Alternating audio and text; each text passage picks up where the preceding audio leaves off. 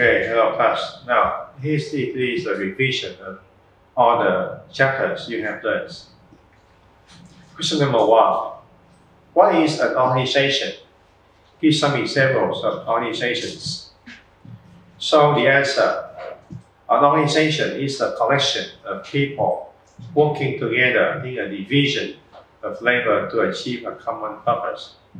For example, companies, government departments, unions, hospitals, schools, libraries. Question number 2. List some titles of management in those organizations. So you have vice chancellors of a university, the presidents of the students' unions, the chief librarians, etc. Question number 3. What is the main duty of the head of any organization?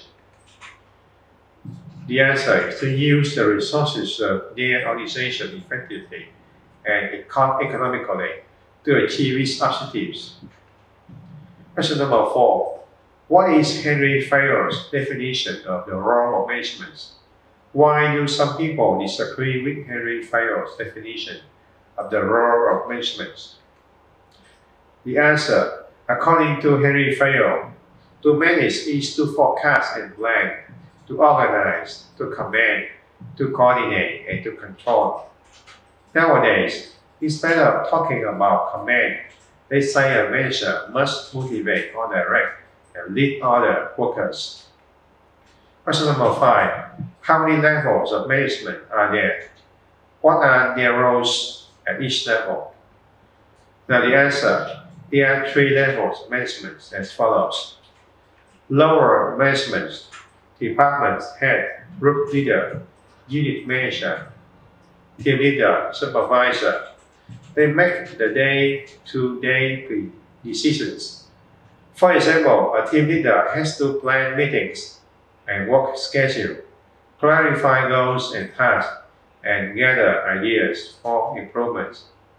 Appraise performance and counsel team members, recommend pay increases and new assignments, recruit, train, and develop team to meet performance goals, encourage high performance and teamwork, inform team members about organizational goals and expectations, inform higher levels of team needs and accomplishments, coordinate with other teams, and support the rest of the organization. Middle management, they are clinic directors, deans, division managers, plant managers, brand sales managers. They make the day-to-day decisions. They must respond to the pressures of the job, which may mean dealing with unhappy customer, changing up supplies, meeting an urgent order, or sorting out a technical problem. They spend a great deal of time communicating, coordinating, and making decisions affecting the daily operation of their organization. Top management, they are CEO, COO, MD, they involve in long-range planning, policy making, and the relations of the organization with the outside world. They will be making decisions on the future of the company, the sort of product lines it should develop, and how it should face up to the competition, whether it should diversify, etc. Question number 6. In what ways are the functions of a company director different from those of a middle manager? So a company director is more involved in planning, policy making, and company strategies, whereas a middle manager is more involved in the day-to-day decisions affecting the daily operation of the organization. Question number 7. What is Peter Drucker's modern view on managers? According to the Peter Drucker, managers perform 5 basic operations. Firstly, managers set objectives. They decide what these should be and how the organization can achieve them. For this task, they need analytical ability. Secondly, managers organize. They must decide how the resources of the company are to be used, how the work is to be classified and divided. Furthermore, they must select people for the jobs to be done. For this, They not only need analytical ability but also understanding of human beings. Their task is to motivate and communicate effectively. They must be able to get people to work as a team and to be as productive as possible. To do this, they will be communicating effectively with all levels of the organization. Their superiors, colleagues, and subordinates. To succeed in this task, managers need social skills. The fourth activity is measurement. Having set targets and standards, managers have to measure the performance of the organization and of each staff in relation to those targets. Measuring requires analytical ability. Finally, managers develop people, including themselves. They have to make people more productive and to grow as human beings. They make bigger and richer persons. Question number 8.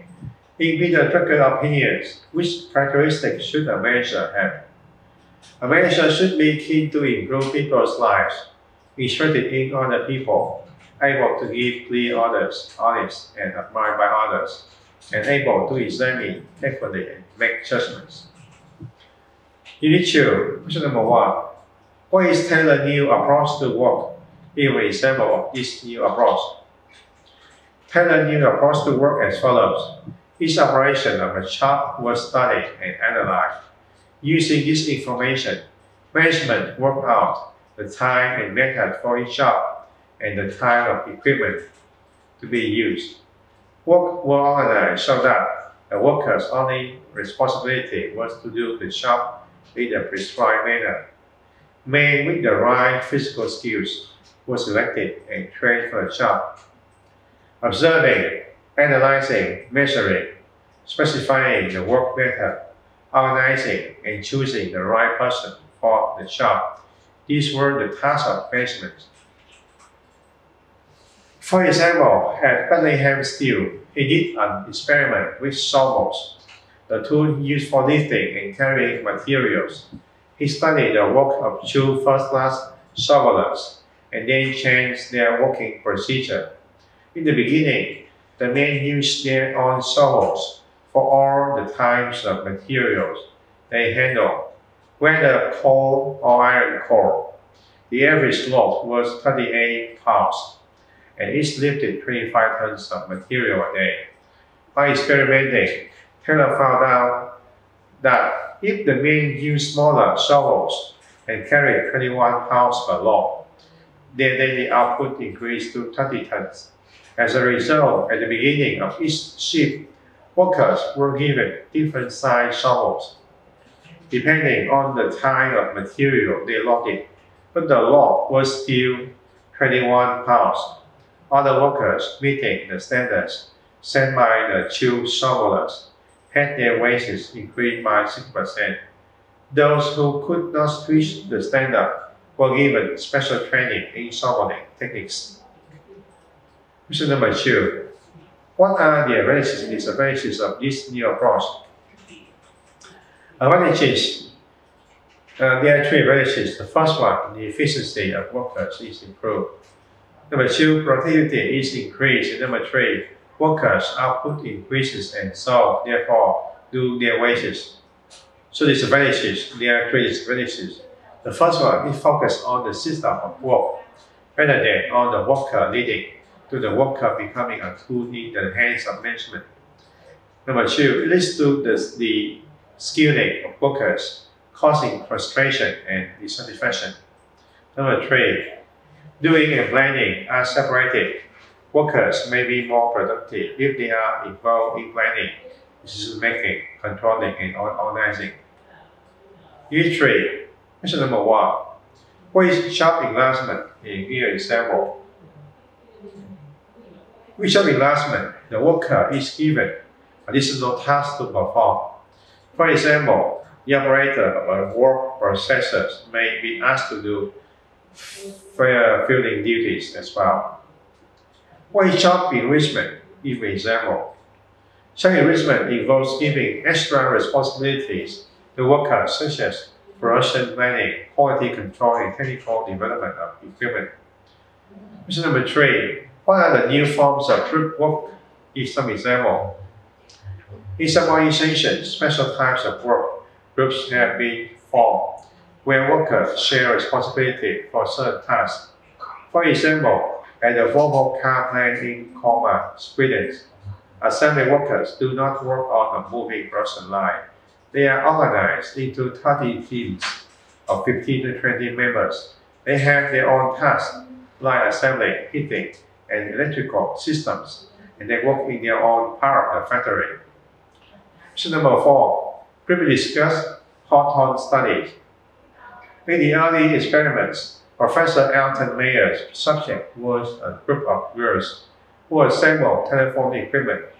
Some things as lighting, lunch times, rest periods, wall colors, paint, and temperature were varied to see how they affected productivity. The researchers generally discussed the changes with the girls before putting them into effect. Once again, it was found that there was an increase in productivity when the conditions were better or worse. The researchers began looking for other factors which would explain the increased productivity. They realized that their study was also about workers' attitudes and values. It was clear that the girls had developed a high morale during the experiments and had been motivated to work hard. This high morale was put down to several factors. First, the girls had enjoyed feeling they were especially selected for the study and were receiving a lot of attention from management. Secondly, they had developed good relationships with each other and with their superior during the experiments. This was because they had been fairly free to work at their own pace and to divide their work among themselves. Lastly, the good relationships and social context had made them work more enjoyable. Question number 5. What is the conclusion of after the study? Social relations among workers and between workers and their bosses affect output, the quality of work, and motivation. A worker needs more than money and good working conditions to be productive. The feeling of belonging to a group and his or her status within that group strongly affect his or her behavior, even if the group is an unofficial or informal one. Question number 6. Why have Mayer's experiments been so influential? The answer: because they challenge the theory of scientific management put forward by Frederick Taylor. Thank you. Goodbye, class.